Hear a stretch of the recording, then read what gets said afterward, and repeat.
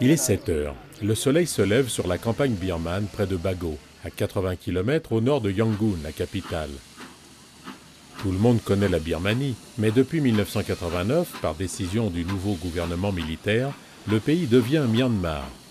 Les localités retrouvent leur nom d'avant la colonisation.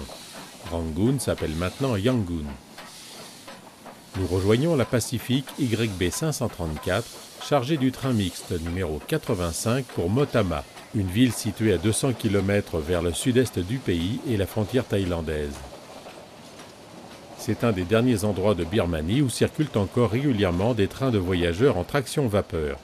C'est pas si mal pour les amateurs en ce début de XXIe siècle.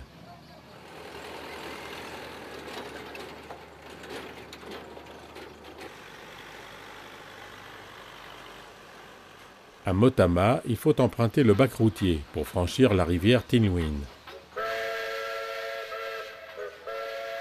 Sur l'autre rive, à Molamin, la ligne continue plein sud, au cœur de l'État Karen, en direction de Ye et d'Away.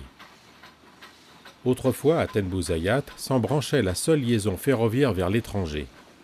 Lors de l'occupation nippone de la Seconde Guerre mondiale, les Japonais décident de la construction d'une ligne stratégique de 415 km qui relie la Birmanie à la Thaïlande à travers la jungle et le col des Trois Pagodes. Le chemin de fer de la mort est achevé en un temps record, au prix de pertes humaines considérables parmi les travailleurs, des prisonniers de guerre enrôlés de force. Le célèbre film Le pont de la rivière Kwai relate la construction tragique de cette ligne. Aujourd'hui, seule la section thaïlandaise Kanchanaburi-Namtok est encore en exploitation.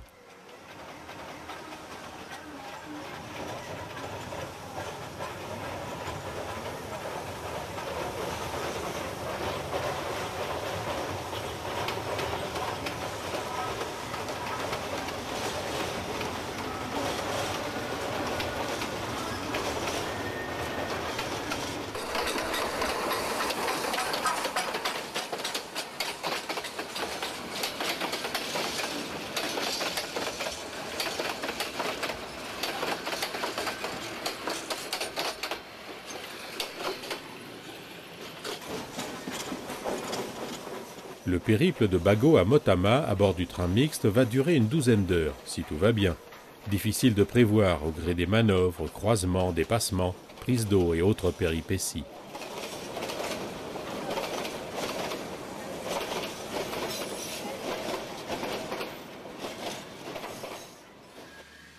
La gare de Tenzayat est située près de l'imposant viaduc métallique de 700 mètres de long franchissant la rivière Sitang. L'ouvrage d'art, considéré comme stratégique, est gardé par les militaires, et il est malheureusement impossible de sortir caméra ou appareil photo. Le pont routier, parallèle à la voie, nécessite quelques formalités.